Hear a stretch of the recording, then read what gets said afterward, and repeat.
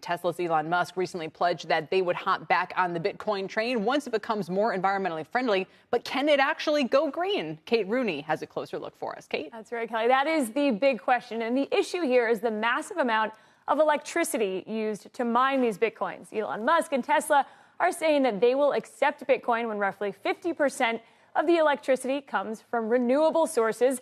But we might already be at that level, at least according to some reports. CoinShares estimates 73% of global mining is already powered by renewable energy. Cambridge University, meanwhile, says it's more like 39%.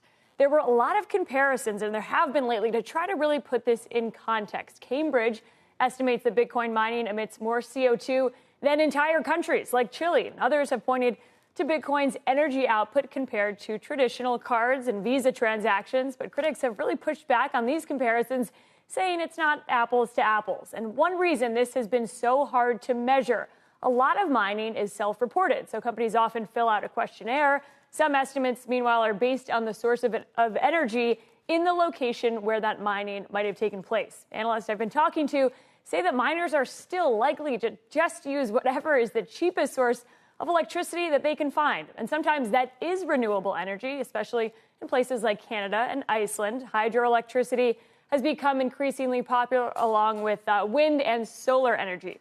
And there has been some progress lately. For one, mining has been banned in major regions in China, specifically some of those places that have been seen as the headquarters for Bitcoin mining. Others are moving to regions like North America and Kazakhstan as a result.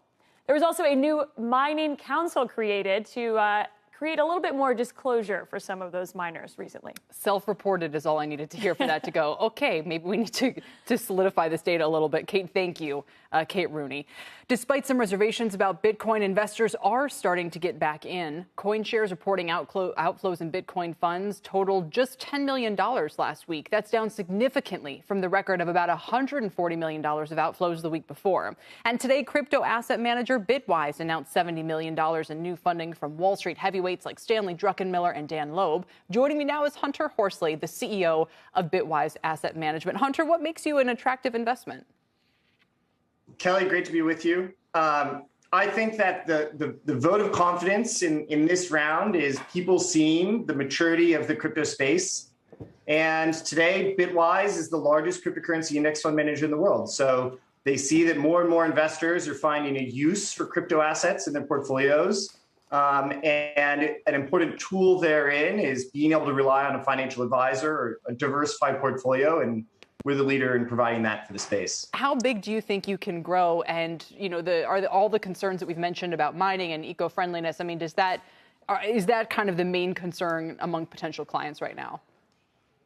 I think at every step of the way in crypto, there have been different things that needed to mature or grow up. Back in 2017, there were ICOs and the craziness surrounding that.